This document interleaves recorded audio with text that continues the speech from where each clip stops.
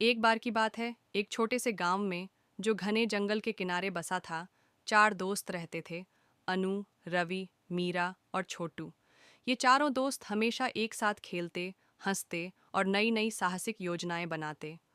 गांव के लोग अक्सर जंगल के बारे में डरावनी कहानियां सुनाते थे, लेकिन इन चारों दोस्तों के लिए जंगल एक रहस्यमयी दुनिया थी, जो रोमांच से भरी थी। एक दिन गांव के सबसे बुजुर्ग व्यक्ति बाबा भैरवनाथ ने बच्चों को एक पुरानी किताब दिखाई। उस किताब में एक नक्शे का जिक्र था, जो जंगल के बीच छिपे एक प्राचीन खजाने की ओर इशारा करता था। बाबा ने बताया कि यह खजाना सदियों से जंगल में कहीं छिपा है, लेकिन उसे पाने का रास्ता खतरों से भरा है। क्या यह सच है बाबा? अनु ने उत्साह से पूछा। हाँ, मेरी बच्ची, बाबा ने मुस्कुराते हुए कहा, लेकिन खजाने तक पहुंचने के लिए साहस, बुद्धि और दोस्ती की जरूरत होगी। बस यहीं से शुरू हुई हमारी बच्चों की कहानी। चारों दोस्तों ने फैसला किया कि वे इस खजाने को ढूंढने जंगल में जाएंगे। अगली सुबह सूरज उगने से पहले वे अपने छोटे छोटे बैग में रोटी, पानी की बोतल और एक मशाल लेकर जंगल की ओर निकल पड़े। नक्शा पुराना और फटा हुआ था, लेकिन उसमें कुछ निशान और संकेत थे जो रास्ता दिखाते थे। जंगल में कदम रखते ही हवा में एक अजीब सी ठंडक थी। पेड़ इतने घने थे कि सूरज की रोशनी भी जमीन तक मुश्किल से पहुंच पाती थी। रवि, जो सबसे नन्हा लेकिन सबसे नटखट था, ने कहा, यह जंगल तो जादुई लगता है, क्या पता यहाँ भूत भी हों। मीरा ने उसे चिढ़ाते हुए कहा, अरे भूत वूत कुछ नहीं होता, बस अपनी बच्चों की कहानी को और रोमांचक बनाना है।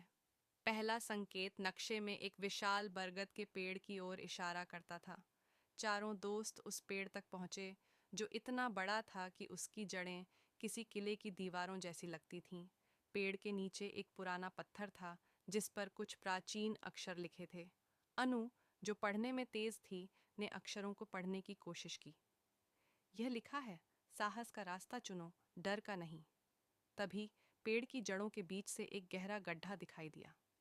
छोटू ने उत्साह में उसमें झांकने की कोशिश की, लेकिन अचानक एक जोरदार आवाज आई, जैसे कोई भारी चीज जमीन पर गिरी हो। दोस्त डर गए, लेकिन अनु ने कहा, हमें डरना नहीं है, यह हमारी बच्चों की कहानी, चिल्ड्रन स्टोरी का पहला इम्तिहान है। गड्ढे में उतरे। अंदर एक लंबी अंधेरी सुरंग थी। मशाल की रोशनी में दीवारों पर चमकते हुए चित्र दिख रहे थे, जादुई जानवरों, उड़ते हुए पक्षियों और एक सुनहरे खजाने की तस्वीरें। सुरंग के अंत में एक बड़ा सा दरवाजा था, जिस पर एक पहेली लिखी थी, मैं हूं वह जो रात में चमकता, दिन में छिप जाता, मेरे बिना नक्शा अधूरा, मुझे ढूंढो तो खजाना पूरा। चारों दोस्त सोच में पड़ गए। यह क्या हो सकता है? मीरा ने कहा। रवि ने अचानक चिल्लाकर कहा, तारा! यह तारा है, रात में चमकता है, दिन में छिप जाता है। सबने उसकी बात मानी और दरवाजे पर एक तारे के आकार का छेद ढूंढा। छोटू ने अपनी जेब से एक चमकता हुआ पत्थर निकाला, जो उसने रास्ते में पाया था। उसने उसे छेद में फिट किया और दरवाजा खुल गया। दरवाजे के पीछे एक विशाल गुफा थी, जिसके बीच में एक सुनहरा संदूक चमक रहा था। दोस्तों की आंखें चमक उठीं, लेकिन जैसे ही वे संदूक की ओर बढ़े, गुफा में अचानक हलचल मच गई। दीवारों से अजीब सी छायाएं उठने लगीं। ये छायाएं जादुई प्राणियों की तरह लग रही थीं, जो खजाने की रक्षा कर रही थीं। यह क्या है? छोटू डरते हुए बोला। शांत रहो, अनु ने कहा। हमें अपनी बच्चों की कहानी में साहस दिखाना होगा। तभी एक छाया ने मानव रूप लिया और बोली, तुमने यहाँ तक का रास्ता तय किया, लेकिन खजाना केवल वही ले सकता है जिसका दिल सच्चा हो। उसने एक सवाल पूछा, तुम खजाने का क्या करोगे? चारों दोस्त एक दूसरे की ओर देखने लगे। मीरा ने कहा, हम यह खजाना गांव वालों के लिए इस्तेमाल करेंगे, स्कूल बनाएंगे, गरीबों की मदद करेंगे। बाकी दोस्तों ने भी सहमति जताई। छाया मुस्कुराई और गायब हो गई। संदूक अपने आप खुल गया। अंदर सोने चांदी के सिक्के, हीरे जवाहरात और एक प्राचीन किताब थी। किताब में लिखा था कि असली खजाना दोस्ती और साहस है।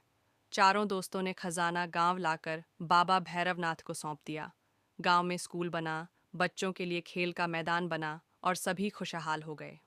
इस बच्चों की कहानी से हमें यह सीख मिलती है कि साहस, दोस्ती और सच्चाई से कोई भी मुश्किल रास्ता आसान हो सकता है। चारों दोस्त आज भी गांव में अपनी इस रोमांचक यात्रा की कहानी सुनाते हैं और बच्चे उनकी बच्चों की कहानी सुनकर रोमांचित हो जाते हैं।